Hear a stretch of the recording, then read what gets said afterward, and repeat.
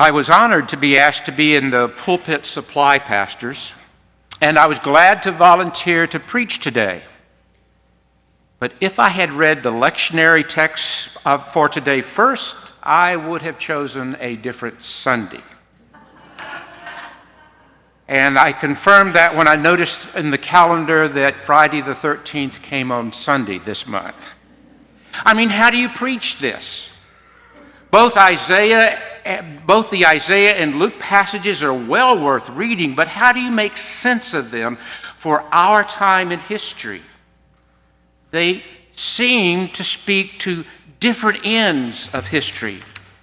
One is assuring a people that they will soon be restored to peace and freedom, and the other is talking about a coming calamity.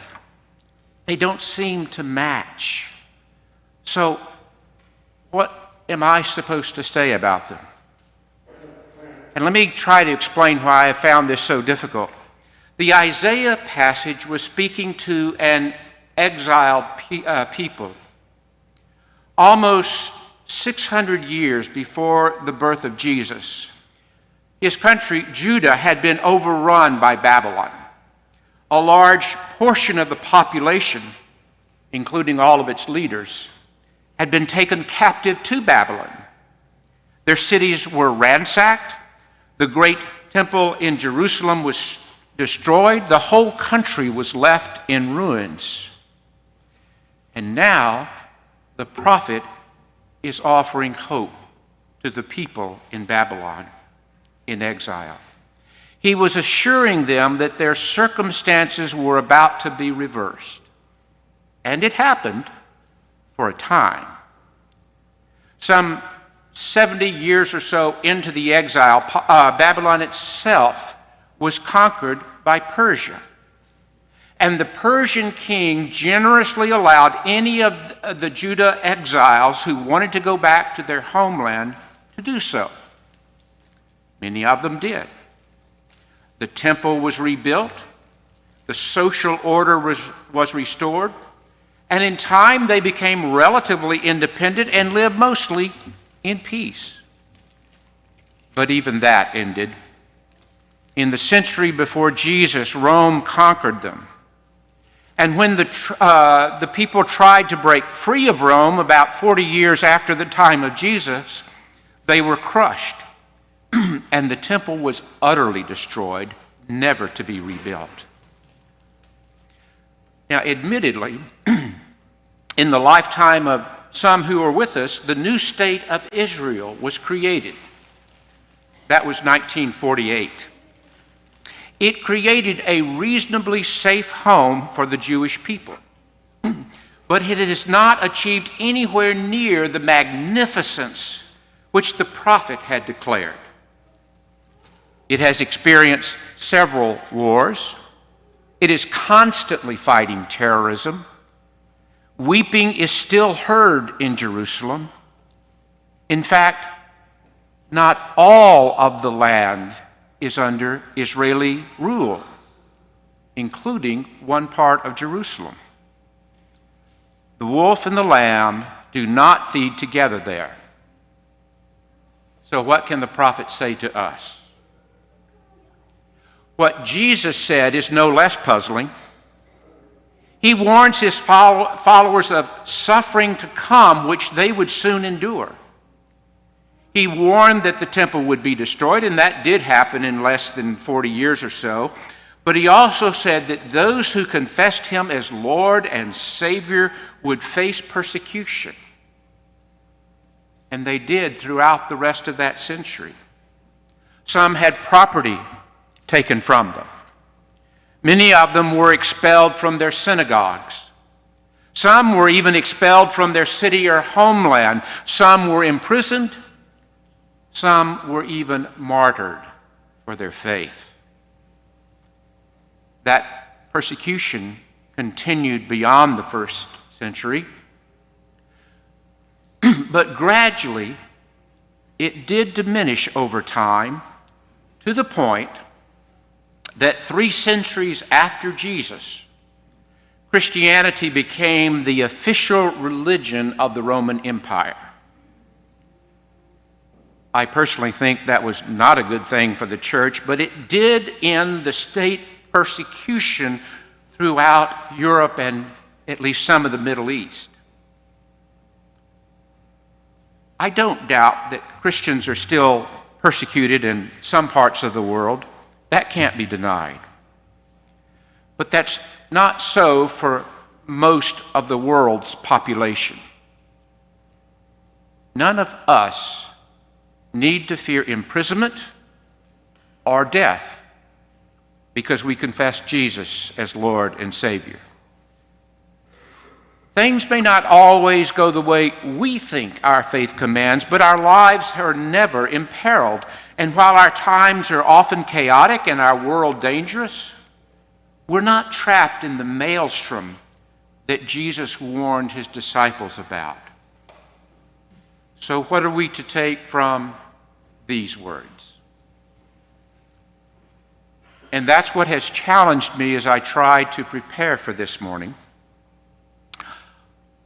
All I can do is to make my best effort to understand these two passages in a way that may speak to us even though we don't live as captives in a foreign land, and even though we are not to face life-threatening persecution, much less death, because of our faith. Granted, we do hear of wars and insurrections in our time, just as Jesus said, and surely the pandemic we have experienced for almost 3 years counts as the kind of plague Jesus forecast. But I think there's a more subtle connection to what Jesus said. We can't complain about being persecuted as such, but neither do we as a people of faith quite align with the world as it is outside our faith. Jesus called us to love God with all our heart, soul, mind, strength. Jesus told to love our neighbors as ourselves, and notice, he made no exception for our neighbors of a different race, a different ethnic group, a different sexual orientation, a different nationality. Jesus called us to love our enemies, to do good to people who hate us, even to pray for people who may abuse us.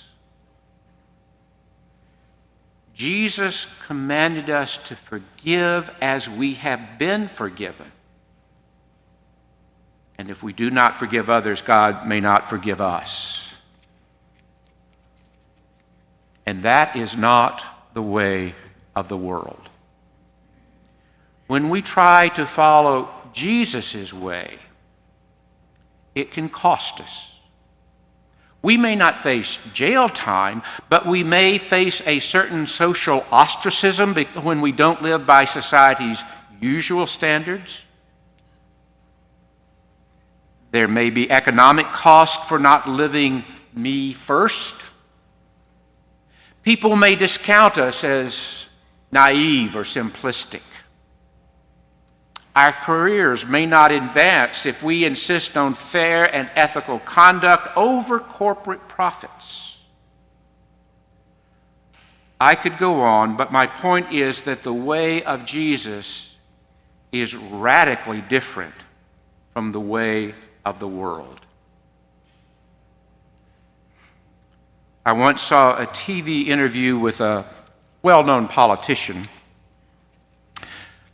The reporter asked his favorite Bible verse, and without hesitating, he said, "An eye for an eye and a tooth for a tooth." That's the way of the world. But it is not the way of Jesus. And here's the danger we face. It's easy to adopt the forms and rituals of the church. It's easy seemingly to follow the rules and yet not go all in to follow Jesus as Jesus calls us to follow. We can think we're being good Christians because we come to church, we give some money to the church, we take part in the worship service, and yet there is more to being faithful to the way of Jesus. So we face this choice. We can deceive ourselves by putting on the vestments of Christianity, or we can surrender the very core of who we are, even though it will call for sacrifice and maybe even earn the contempt of our friends and family. Following faithfully may not bring us the persecution like the first century disciples experienced, but it's all too likely to set us outside of the mainstream of society. As a pre-World War theologian wrote, there is a cost to discipleship, a cost that ultimately took his life. So why bear this cost? Why live in such a way that it may deny us the things that we want? Well, that brings us back to the prophet's declaration of a new heaven and a new earth. Come what may, God remains sovereign. And in God's time, God will in fact bring history to a climax according to God's purpose. The wolf and the lamb shall feed together, and no one will hurt or destroy on God's holy mountain.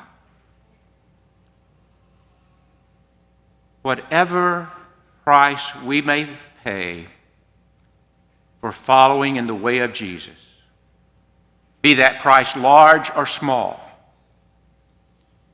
it will be more than compensated in fullness of God's kingdom.